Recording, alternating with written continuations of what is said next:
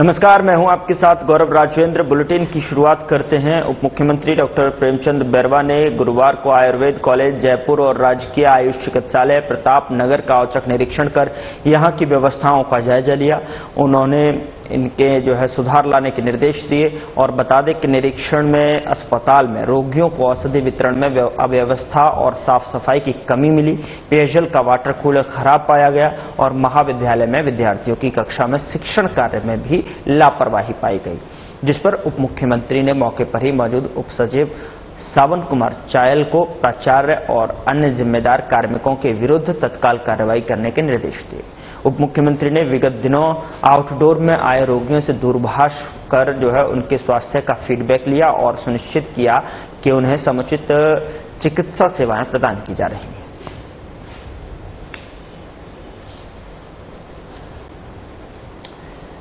तो निरीक्षण कर व्यवस्थाओं में सुधार करने के लिए जो निर्देश हैं वो तत्काल वहां दिए गए। और साथ ही आपको बता दें कि निरीक्षण में अस्पताल में रोगियों को जो दवाइयों का जो वितरण है उसकी व्यवस्था सुधार लाने के निर्देश, पेयजल वाटर कूलर खराब होने के बाद उसमें त्वरित कार्रवाई करने के निर्देश दिए गए। तो वहीं स्वास्थ्य का भी फीडबैक लिया और सुनिश्चित किया कि उन्हें समुचित चिकित्सा सेवाएं प्रदान की जा रही हैं।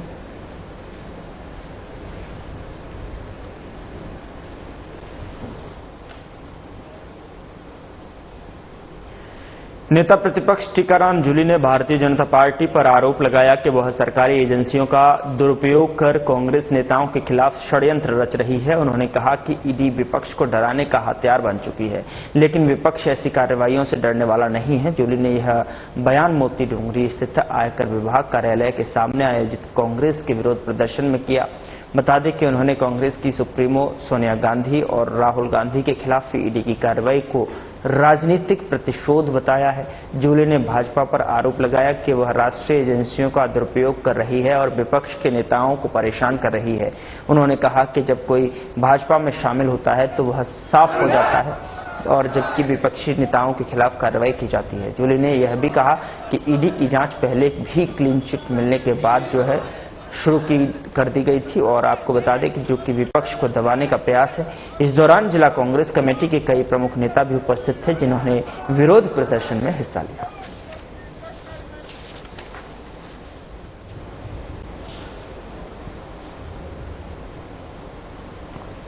ईडी बन चुकी विपक्ष को डराने का हथियार, ये यहां पर नेता प्रतिपक्ष जूली ने कहा है कि कांग्रेस नेताओं के खिलाफ षड्यंत्र भारतीय जनता पार्टी की तरफ से रचा जा रहा है।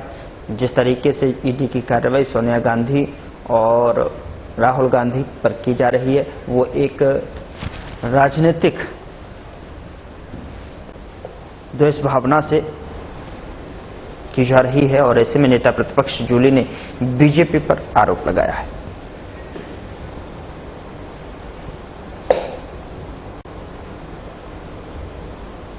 खाद्य मंत्री सुमित गोदारा ने मंत्रालय भवन में आयोजित बैठक में विभागीय कार्यों की समीक्षा की। उन्होंने अधिकारियों को फीडबैक और फील्ड विजिट बढ़ाने और योजनाओं के प्रभावी क्रियान्वयन की दिशा में त्वरित विस्तारण निर्देश दिए हैं। गोदारा ने गिव अप अभियान की सफलता पर जोर देते हुए कहा है कि इस अभियान के तहत अपात्र लोगों द्वारा खाद्य सब्सिडी छोड़ने से गरीबों के लिए अन्न की बचत हो रही है। उन्होंने अधिकारियों से राशन डीलरों के साथ संवाद स्थापित कर इस अभियान को और प्रभावी बनाने का अनुरोध किया है। इसके अलावा मंत्री ने गवर्नमेंट अप्रूव्ड टेस्ट सेंटर यानी कि GATC खोलने के लिए दिशा निर्देश दिए हैं, जिससे कि उपभोक्ताओं के हित सुरक्षित होंगे और रोजगार के अवसर पैदा होंगे। उन्होंने राशन डीलरों की अनुकंपा नियुक्तियों और गेहूं की खरीद को कार्यों का समयबद्ध निस्तारण करने के निर्देश भी दिए। मंत्री ने अन्नपूर्णा भंडार खोलने की योजना की भी घोषणा की है, जिससे कि किफायती दरों पर गुणवत्तापूर्ण उत्पाद उपलब्ध होंगे। बैठक में विभाग के प्रमुख अधिकारी भी उपस्थित रहे।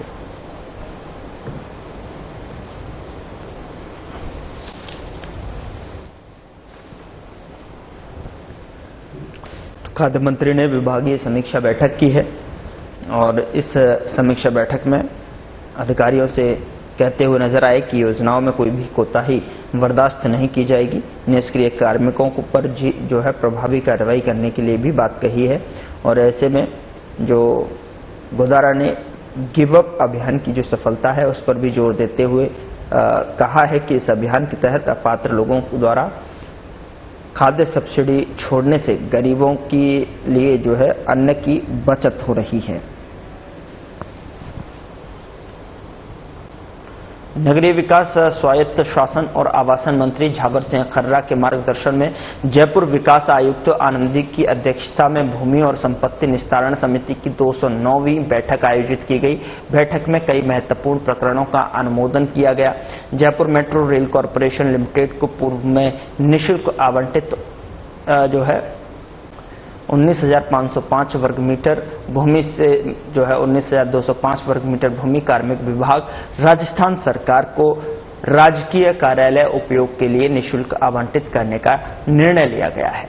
साथ ही ग्राम जो है मदरामपुरा और ग्राम पीपला भरत सिंह में लगभग 1,000 वर्ग मीटर भूमि पर उच्च जलाशय के लिए आवंटित की गई। वहीं ग्राम पंचायत मोहनपुरा पृथ्वी सिंह को जेडीए योजना रोहिणी नगर द्वितीय में शमशान के लिए आरक्षित जो है 11,928 वर्ग मीटर भूमि में से 500 वर्ग मीटर भूमि आवंटित की गई है।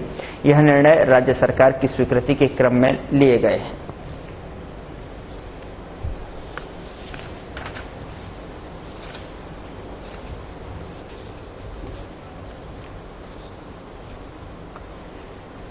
उधर बानसूर पंचायत समिति सभागार में ब्लॉक स्तरीय अधिकारियों की बैठक आयोजित की गई, जिसमें जिला कलेक्टर कल्पना अग्रवाल ने वीसी के माध्यम से जनसुनवाई की और बैठक में बिजली, पानी, स्वास्थ्य और पशु चिकित्सा से जुड़ी समस्याओं पर चर्चा हुई है। एसडीएम अनुराग हरित ने बताया कि जनसुनवाई के दौरान कुल 7 परिवेदनाएं प्राप्त हुई, जिनमें से 2 का निस्तारण मौके पर ही कर दिया गया। बता दें कि पत्थरगढ़ी और पंचायत से संबंधित समस्याओं की जानकारी जिला कलेक्टर को दी गई है और इस दौरान कोटपुतली, बहरोड जिला कलेक्ट्रेट ने जो है संपर्क 2.0 पोर्टल के तहत जो है जनसुनवाई की गई है। रिकॉर्ड का नियमित रूप से अपडेट रखने के निर्देश अधिकारियों को दिए गए। गर्मी के मौसम को देखते हुए पानी और बिजली की व्यवस्था पर विशेष ध्यान देने के निर्देश दिए गए हैं। बैठक में तहसीलदार गजेंद्र सिंह राठौड़ और विद्युत सहायता जो है सहायक अभियंता प्रशांत शर्मा, पशु चिकित्सक और स्वास्थ्य विभाग सहित कई विभागों के अधिकारी उपस्थित रहे।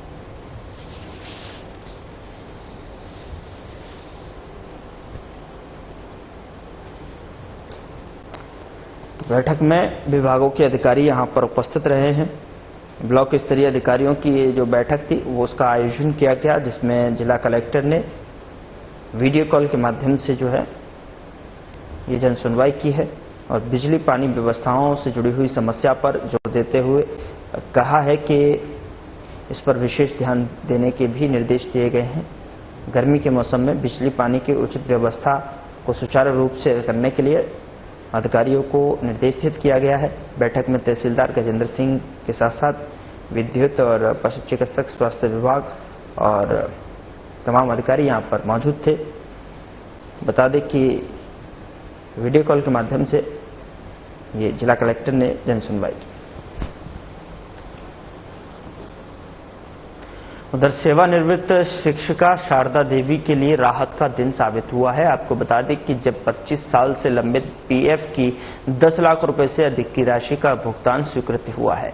यह निर्णय जिला कलेक्ट्रेट सभागार में आयोजित जिला स्तरीय जनसुनवाई के दौरान लिया गया है, जिसमें जयपुर सांसद मंजू शर्मा की मौजूदगी रही। जिला कलेक्टर डॉक्टर जितेंद्र कुमार सोनी ने 199 फरियादियों के परिवादों में से जो है 76 राजस्व प्रकरणों को सुना और मौके पर 18 प्रकरणों का निस्तारण किया। जनसुनवाई में प्रमुख शिकायतें अतिक्रमण हटाने, पेंशन शुरू करवाने, सरकारी योजनाओं का लाभ दिलवाने के साथ साथ पेयजल की आपूर्ति और कृषि भूमि में रास्ता खोलने को लेकर थी। सीएम भजनलाल शर्मा की संवेदनशीलता के तहत जनसुनवाई के त्वरित निस्तारण के निर्देश दिए गए और इस मौके पर अतिरिक्त जिला कलेक्टर और अन्य विभागीय अधिकारी भी उपस्थित थे।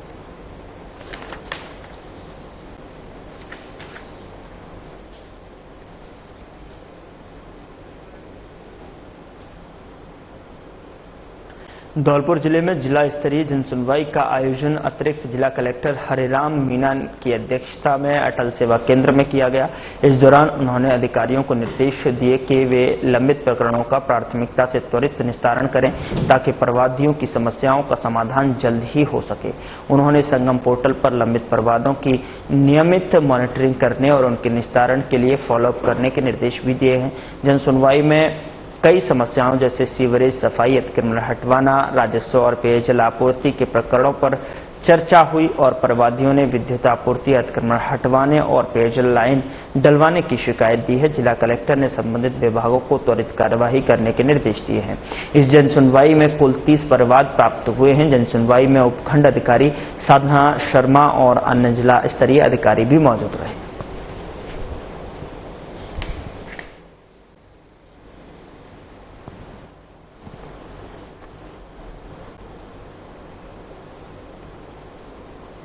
डूंगरपुर जिले के ग्राम पंचायत झरनी में जिला कलेक्टर अंकित कुमार ने रात्रि चौपाल के दौरान ग्रामवासियों की परिवेदनाएं सुनी।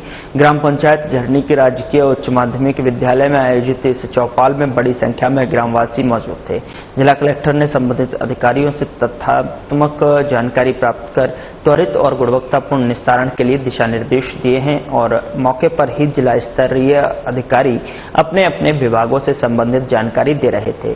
जिला कलेक्टर ने ग्रामवासियों से सरकारी योजनाओं के लाभ की धरातल पर जानकारी ली और अधिकारियों से जल्द निस्तारण के निर्देश दिए हैं। इस रात्रि चौपाल में सरपंच लीला देवी डामोर, उप सरपंच अर्जुन डामोर, मुख्य कार्यकारी अधिकारी हनुमान सिंह राठौड़ और उपखंड अधिकारी तहसीलदार विकास अधिकारी सहित समस्त जिला स्तरीय अधिकारी मौजूद थे। यह बैठक ग्रामवासियों के लिए एक महत्वपूर्ण कदम साबित हुई, जहां उनके समस्याओं का समाधान त्वरित रूप से किया गया।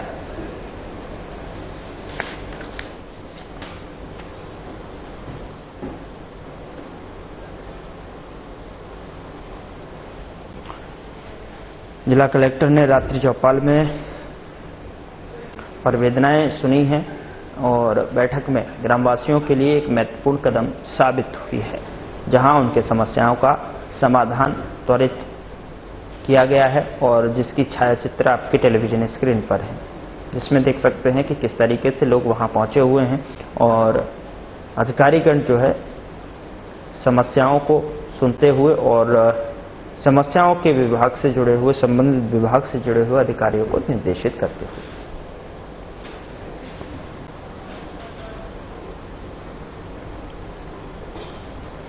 नागौर जिले के राजकीय JLN अस्पताल की स्पेशल न्यूबॉर्न केयर यूनिट यानी कि SNCU ने एक बार फिर नवजात शिशु चिकित्सा में उत्कृष्टता की मिसाल पेश की है। इस इकाई में 3 गंभीर स्थिति के जुड़वा कम वजन के नवजात शिशुओं को जीवन दान मिला है।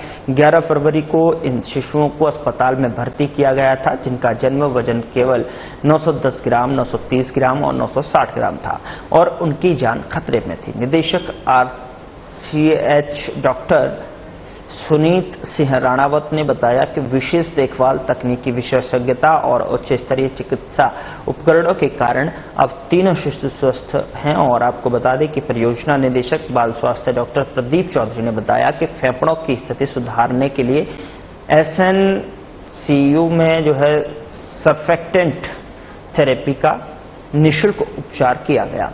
67 दिन की चिकित्सा के बाद में शिशुओं का स्वास्थ्य बेहतर हो चुका है और उनका वजन सुरक्षित स्तर तक पहुंच गया है।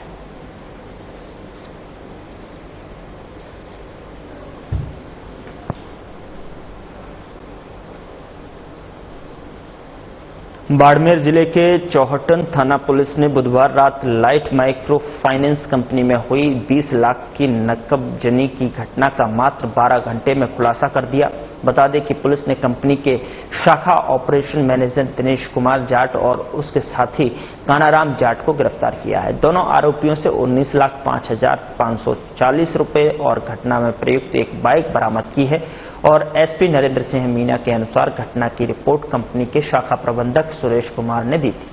पुलिस ने FSL डॉग स्क्वाड और MOB टीम से मौके पर साक्ष्य जुटाए और जांच में यह सामने आया कि घटना की योजना शाखा ऑपरेशन मैनेजर और उसके साथी ने मिलकर बनाई थी। एसपी मीना ने नकबजनी के खुलासे में अहम भूमिका निभाने पर पुलिस टीम को सम्मानित करने की भी घोषणा की।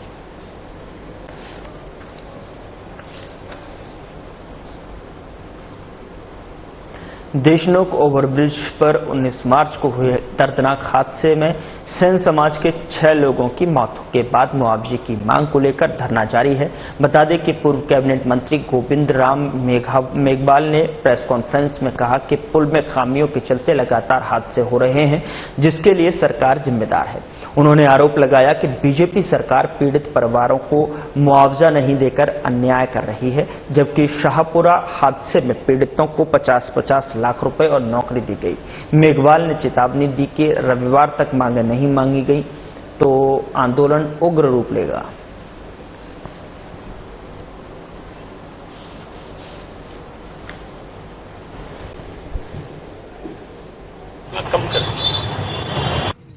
कि 19 मार्च को देशनोक के पुल पर 6 सेन समाज के प्रमुख लोग शादी में आए थे और उनकी डेथ हो गई।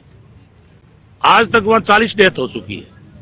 दुख मुझे इस बात का है कि ऐसा घटिया बना हुआ पुल ये प्रशासन जांच करा के तोड़ा करके दोबारा क्यों नहीं बनाते। आए दिन एक्सीडेंट हो रहे हैं वहां पे। और उस दिन जब सब लेकर के बैठने वाला था सेन समाज, प्रशासन ने यह भरोसा दिलाया था प्रशासन ने कि हम लोग आपको न्याय देंगे, इसलिए ये जो है अपनी बॉडी लेके चले गए थे। 25 दिन तक इन्होंने इंतजार किया, क्योंकि सीधा साधा समाज है, मेहनत कश है, इतनी राजनीति नहीं जानता। और जो वर्तमान सरकार है ये झूठ बोलने में मास्टर है। इसलिए 25 दिन इंतजार करने के बाद 6 तो ये और 3 हमारे बरू के नौजवान डेथ हो गई एक्सीडेंट में, और 3 हो गई हमारी जयपुर रोड पर कमली गैरसर के लोग।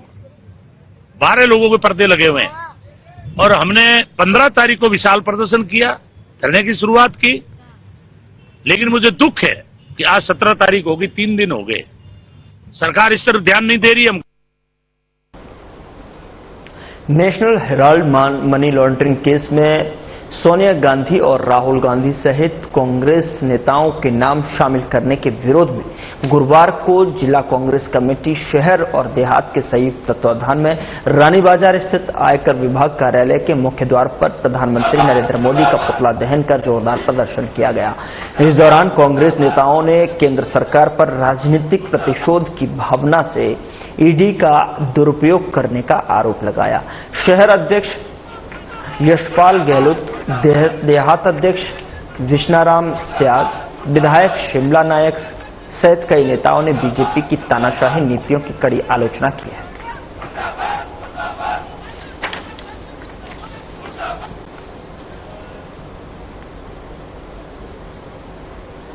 टोंक में कांग्रेस की गुटबाजी के चलते कांग्रेस के होने वाले धरना प्रदर्शनों और कार्यकर्ताओं में कई कांग्रेस नेताओं के नदारद रहने से ये कार्यक्रम खानापूर्ति बनते दिखाई देते हैं। आज भी सोनिया गांधी और राहुल गांधी पर ईडी की कार्रवाई के विरोध में जिला कांग्रेस कमेटी की ओर से गांधी पार्क में धरना प्रदर्शन किया गया, जिसमें कई कांग्रेस नेता और कार्यकर्ताओं के नदारद रहने से खानापूर्ति बनकर रह गया। जिला अध्यक्ष हरिप्रसाद बैरवा के नेतृत्व में मौजूद कांग्रेस कार्यकर्ताओं ने सोनिया गांधी और राहुल गांधी पर की जा रही कार्रवाई का विरोध जताया। केंद्र सरकार पर देश की एजेंसियों के दुरुपयोग का भी आरोप लगाया। बता दें कि कांग्रेस नेताओं की आवाज दबाने के लिए ईडी और सीबीआई का इस्तेमाल किया जा रहा है।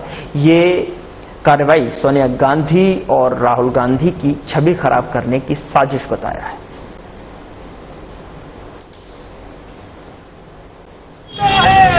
मामला पूरा ये है कि नेचर हेराल्ड में अब तक ईडी ने पूरे देश में जितने भी केस अब तक किए उनमें ज्यादातर फ्लॉप शेड्यूल में 40 के करीब कुछ केस हो गए। सोनिया जी और राहुल जी जिन्होंने शहादत दी देश के लिए, उनके खिलाफ उन पे एक दाग नहीं है। उनके खिलाफ ईडी ने चार्जशीट दाखिल की है।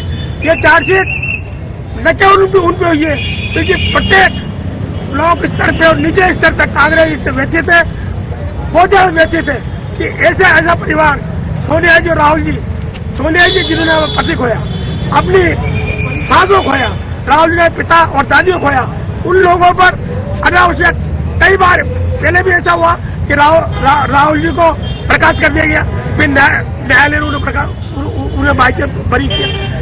जिला कांग्रेस कमेटी सभी इस षड्यंत्र के खिलाफ जो बीजेपी जो षड्यंत्र कर रही है, और हमारा सर एक समय था राजू जी के टाइम हमारे पास 4 से ज्यादा सीट थी, हमने कभी नहीं कहा बीजेपी को मुक्त भारत कर देंगे, लेकिन ये बीजेपी कह रही है कांग्रेस मुक्त भारत, जो लोकतंत्र के विरुद्ध है मामला। प्रदेश कांग्रेस कमेटी के आह्वान पर राजस्थान किसान कांग्रेस की ओर से राज्य में किसान जागृति यात्रा जयपुर से बुधवार को रवाना हुई, जिसमें जिला कांग्रेस कमेटी टोंक की ओर से यात्रा का स्वागत किया गया। किसान कांग्रेस के प्रदेशाध्यक्ष शिव भगवान नामा के नेतृत्व में ये यात्रा टोंक पहुंची, जहां पर जिला संयोजक मोहनलाल मीणा और जिला प्रभारी संजय सिंह गुर्जर ने जिला कांग्रेस कमेटी में यात्रा, राष्ट्रीय महासचिव प्रभारी महासचिव सत्यवीर यादव, प्रदेशाध्यक्ष शिव कुमार नामा और किसान कांग्रेस के संयोजक हिमांशु शर्मा का स्वागत किया गया। इस मौके पर कांग्रेस जिला अध्यक्ष हरिप्रसाद बैरवा, उपाध्यक्ष शिवजी राम मीणा, सोशल मीडिया प्रभारी जर्रार खान मौजूद थे।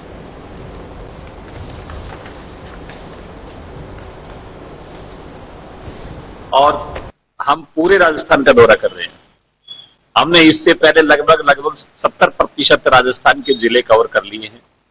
आज हम आगे कोटा, बूंदी, झालावाड़, बारा, इन जिलों में जब हम जा रहे थे तो उसी वे में हम आज कोटा भी पहुंचे हैं, यहाँ टोंक भी पहुंचे हैं कि टोंक में किस प्रकार से किसानों के किस प्रकार की दिक्कतें हैं, परेशानियां हैं, और किसान कांग्रेस का संगठन था नहीं। किसान कांग्रेस के संगठन को विस्तार करने के लिए बहुत मेहनती, जुझारू और संघर्षशील, जो किसानों की लड़ाई लड़ सकते हो, जो किसानों के साथ खड़े रह सकते हो, जो किसानों के हक के लिए किसान कांग्रेस को भी अपने साथ लगकर मजबूती से काम करे, इसी उद्देश्य से के लिए आज आपके जिले टोंक में हमारा आगमन हुआ है। सर, एमएसपी कानून में कहीं ना कहीं कांग्रेस विफल नजर आ रही है। देखिए, आपको नहीं हुआ पाया दिल्ली में। आपको मैं बताऊं, आप एक बार यूट्यूब पर भी देख सकते हैं, आपके पास है 75% एमएसपी पे काम हम कर चुके थे।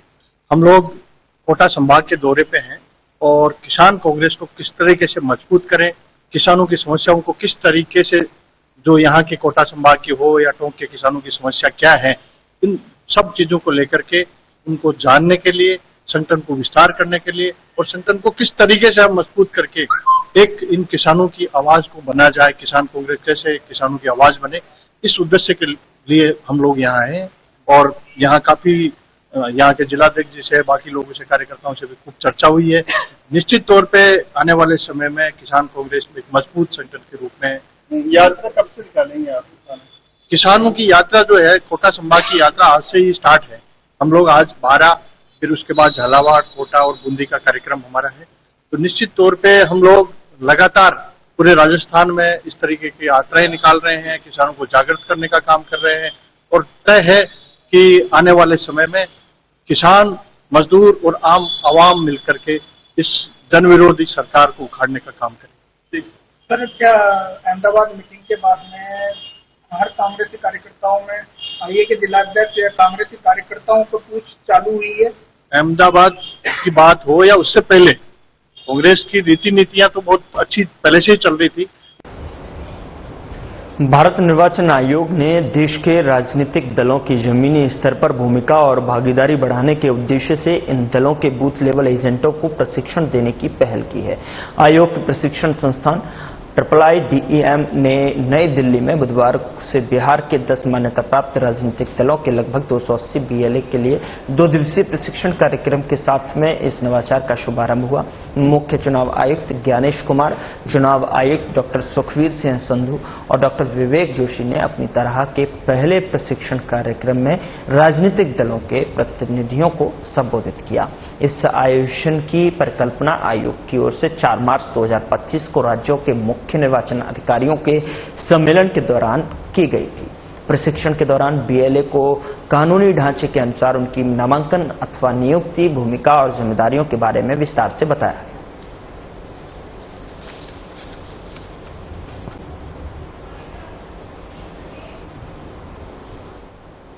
फिलहाल बुलेटिन में इतना ही। नमस्कार।